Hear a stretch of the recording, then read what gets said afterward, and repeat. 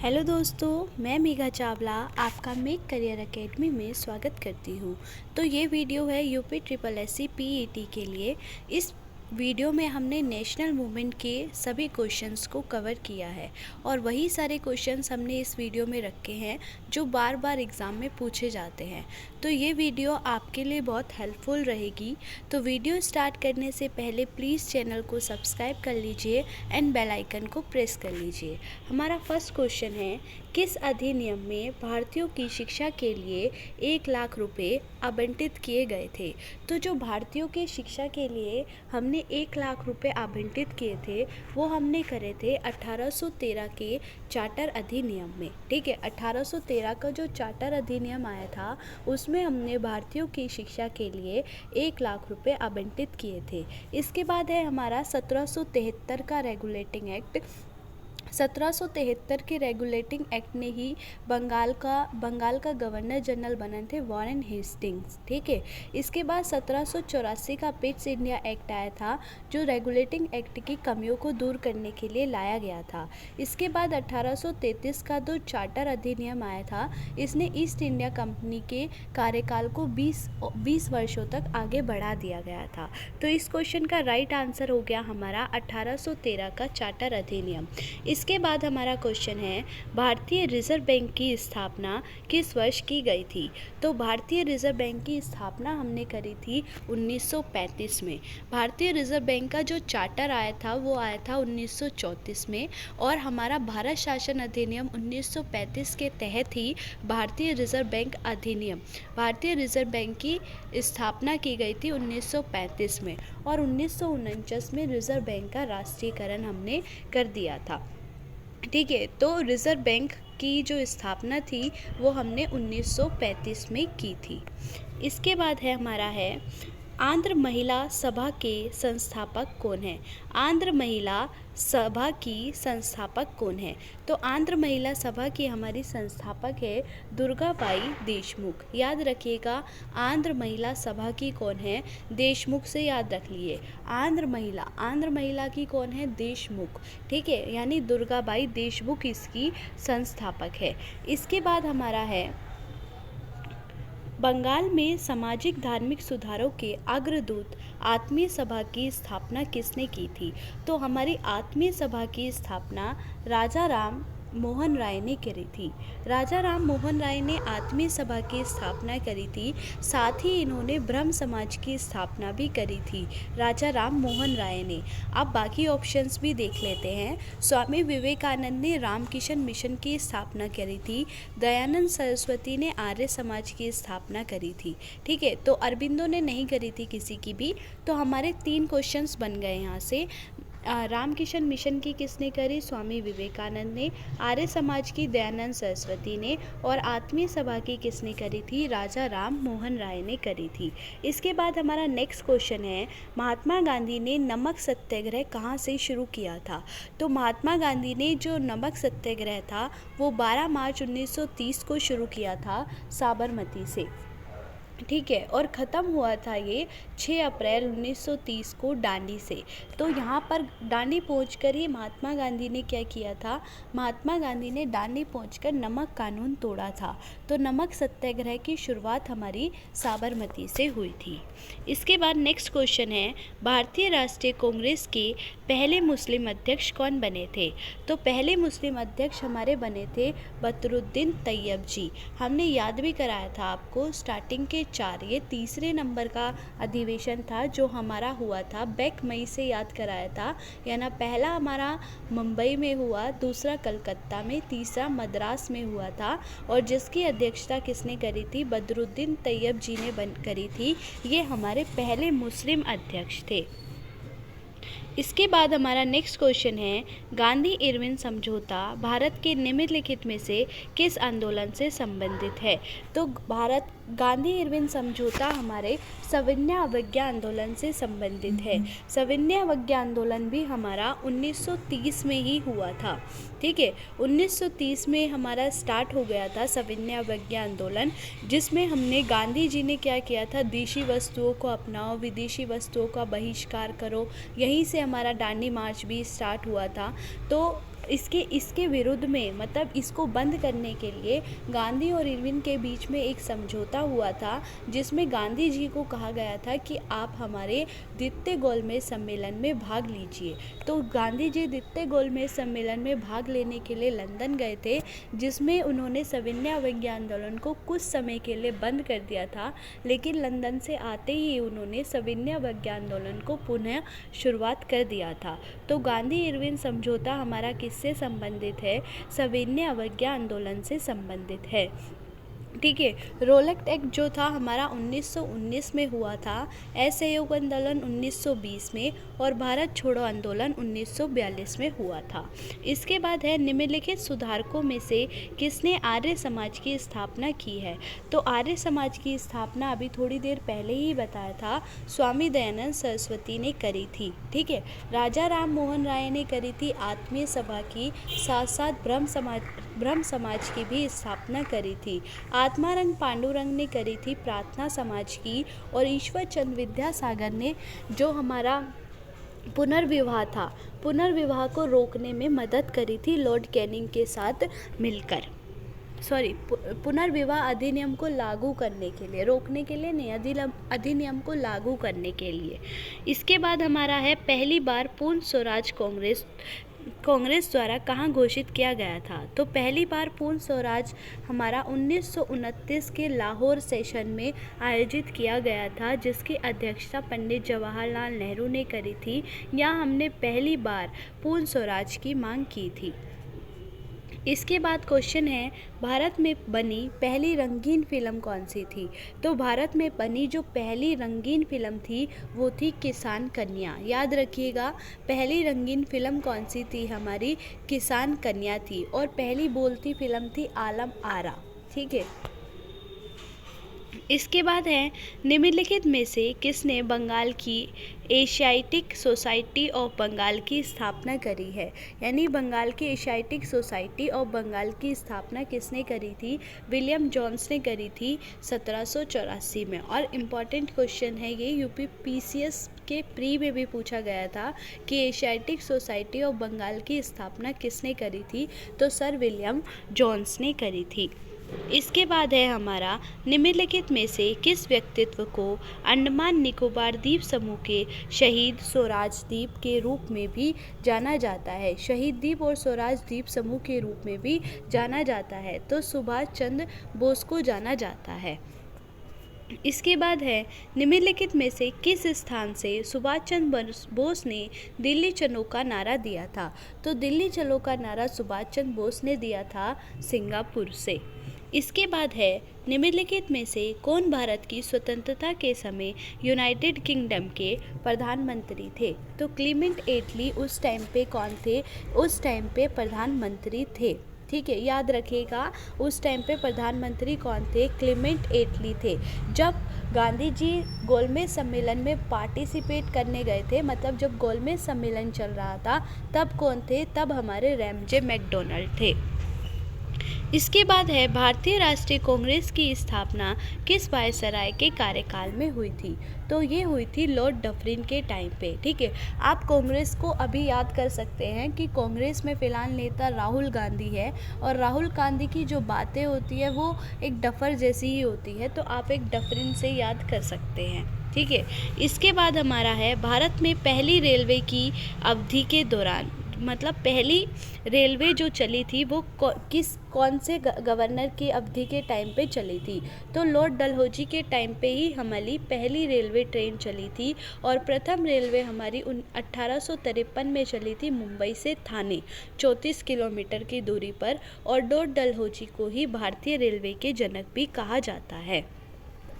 इसके बाद है विधवा पुनर्विवाह अधिनियम किसके शासन में लागू किया गया था? तो मैंने अभी बताया था लॉर्ड कैनिंग के शासन में लागू किया गया था 1856 में। इसके बाद है एशियाटिक सोसाइटी ऑफ बंगाल के संस्थापक कौन थे? तो एशियाटिक सोसाइटी ऑफ बंगाल के संस्थापक हमारे थे सर विलियम जोन्स। इससे पहले भी एक क्वेश्चन आया था हमारा,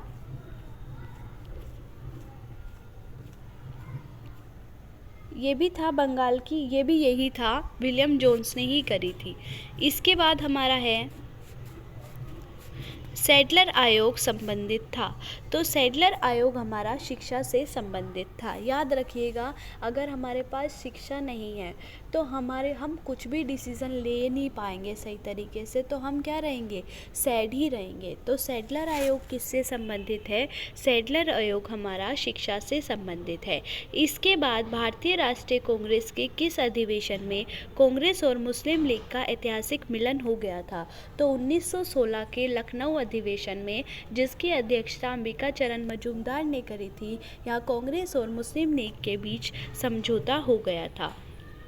इसके बाद है गदर पार्टी के एक प्रमुख नेता कौन थे? तो गदर पार्टी के जो नेता थे वो थे लाला हरदयाल। गदर पार्टी की स्थापना 1913 में हुई थी सैन फ्रांसिस्को में, ठीक है। और इसी के साथ लाला हरदयाल के साथ सोहन सिंह भाकना भी इसके प्रमुख नेता थे। इसके बाद है होम रूल लीग की शुरुआत की गई थी। तो होम रूल लीग की शुरुआत 1916 में बाल गंगाधर तिलक ने करी थी। बाल गंगाधर तिलक ने पुणे में करी थी और मद्रास में 1916 में होम रूल लीग की स्थापना एनी बेसेंट ने करी थी। इसके बाद है हमारा सर्वेंट्स ऑफ इंडियन सोसाइटी की स्थापना किसने करी थी? तो सर्वेंट्स ऑफ इंडियन सोसाइटी की स्थापना हमारी गोपाल कृष्ण गोखले ने करी थी। इसका आंसर हो गया गोपाल कृष्ण गोखले। इसके बाद है भारत का पहला समाचार पत्र कौन सा था? तो बंगाल गजट हमारा जेम्स हिक्की द्वारा पेश किया गया था। पहला समाचार पत्र था बंगाल गजट। नेक्स्ट क्वेश्चन है हमारा साइमन कमीशन भारत में किस वर्ष आया था? तो साइमन कमीशन भारत में 1928 3 फरवरी 1928 को साइमन कमीशन भारत आ गया था। और साइमन कमीशन का विरोध किया गया था क्योंकि उसमें एक भी भारतीय नहीं था। और जब विरोध किया गया था तो विद्रोह कर रहे थे, लाला लाजपत राय भी कर रहे थे। और लाला लाजपत राय को सैंडर्स की कमांड के अनुसार पुलिस ने लाठियों से पीट कर उनकी मृत्यु हो गई थी इसी साइमन कमीशन के विरोध में। तो साइमन कमीशन भारत 3 फरवरी 1928 को आया था। इसके बाद है कि गांधी जी ने किस वायसराय से मांग की थी कि सरकार पंजाब में और जलियांवाला बाग में किए गए अत्याचार पर खेद प्रकट करे?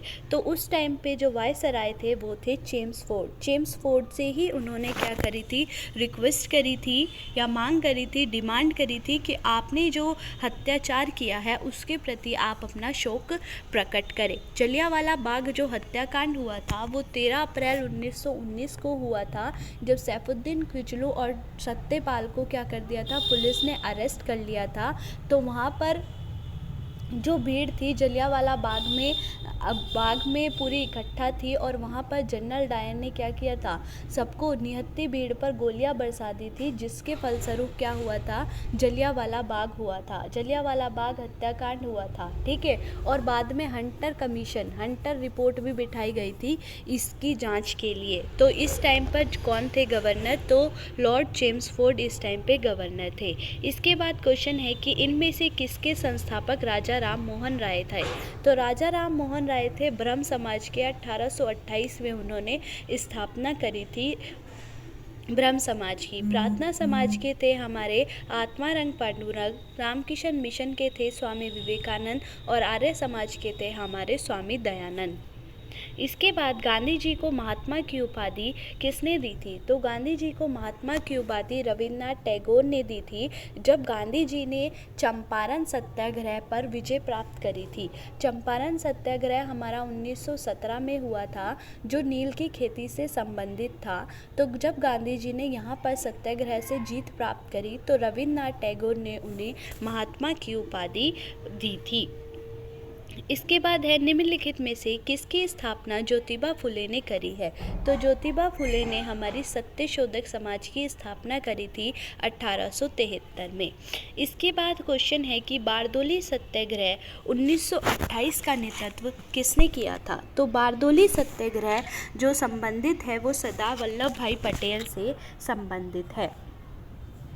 इसके बाद है गांधी जी का चंपारण सत्याग्रह किससे जुड़ा था? तो गांधी जी का चंपारण सत्याग्रह 1917 जो था वो 3 कठिया पद्धति से संबंधित था, यानी नील की खेती से जुड़ा हुआ था। इसमें नील की खेती ही मतलब किसानों को मजबूर किया जाता था कि आप अपनी खेती के 3/10वें भाग पर क्या करेंगे, नील की खेती ही उगाएंगे। तो चंपारण सत्याग्रह 3 कठिया पद्धति से संबंधित था और कभी कभी पूछ लेता है नील की खेती से संबंधित था। इसके बाद क्वेश्चन है कि भारतीय राष्ट्रीय कांग्रेस के प्रथम अधिवेशन की अध्यक्षता किसने करी थी। तो प्रथम अधिवेशन की अध्यक्षता करी थी WC बनर्जी ने। WC बनर्जी यानी व्योमेश चंद्र बनर्जी ने करी थी 1885 में। ठीक है, और ये हुआ कहाँ था, तो बम्बई में हुआ था हमारा पहला अधिवेशन। ठीक है, इसके बाद A.O. ह्यूम ने कांग्रेस के संस्थापक है A.O. ह्यूम। 1885 में इन्होंने कांग्रेस की स्थापना करी थी। बदरुद्दीन तैयब जी जो थे ये प्रथम मुस्लिम अध्यक्ष थे। इसके बाद है कांग्रेस के किस अधिवेशन में पूर्ण स्वतंत्रता की मांग की गई थी और उसके अध्यक्ष कौन थे। तो हमने पढ़ा था 1929 का अधिवेशन यानी लाहौर में हुआ था जो, इसकी जो अध्यक्षता थी वो जवाहरलाल नेहरू ने करी थी और यहाँ पर पूर्ण स्वराज की मांग की गई थी। भारतीय प्रांतों में द्वैत शासन प्रणाली लागू की गई थी। तो भारतीय प्रांतों में द्वैत शासन प्रणाली को लागू किया गया था 1919 के एक्ट द्वारा। ठीक है, 1919 के एक्ट द्वारा ही भारतीय प्रांतों में द्वैत शासन प्रणाली को लागू कर दिया गया था और इसी को ही मॉन्टेग्यू चेम्सफोर्ड के नाम से भी जाना जाता है। इसके बाद है 1922 में चौरी चौरा कांड में क्या घटना हुई थी। तो चौरी चौरा कांड जो हुआ था इसमें क्या हुआ था, किसानों ने थाने पर आक्रमण किया और उसमें आग लगा दी थी जिसमें 22 पुलिस वाले जो थे मर गए थे और इसी के फलस्वरूप क्या कर दिया था, गांधी जी का जो असहयोग आंदोलन चल रहा था 1920 में, गांधी जी ने उस असहयोग आंदोलन को बंद कर दिया था चौरी चौरा कांड में और ये चौरी चौरा कांड गोरखपुर में हुआ था। इसके बाद है गांधी जी ने भारत में सत्याग्रह का प्रथम प्रयोग कब किया था। तो गांधी जी ने किया था चंपारण में, अभी बताया था। रामचंद्र शुक्ल ने उन्हें बुलाया था कि आप ये जो 3 कठिया पद्धति यहाँ चल रही है इस पर प्रथम बार सत्याग्रह का प्रयोग करो। भारत में किया था पहली बार, लेकिन दक्षिण अफ्रीका में गांधी जी के द्वारा पहली बार अगर पूछा जाए कि गांधी जी के द्वारा प्रथम बार सत्याग्रह का प्रयोग कब किया गया था, कहाँ किया गया था, तो दक्षिण अफ्रीका में किया गया था और भारत में चंपारण में किया गया था। इसके बाद है कि गांधी जी ने सविनय अवज्ञा आंदोलन का आह्वान सन 1930 में किया था, इसके अध्यक्ष कौन थे। ये हो गया।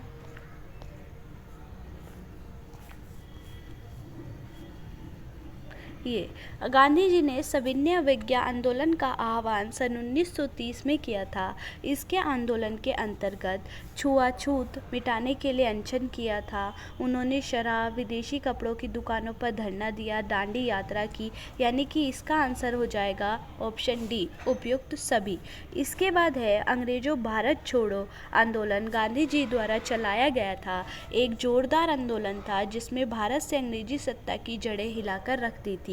यह आंदोलन कब शुरू हुआ था, तो 1942 में।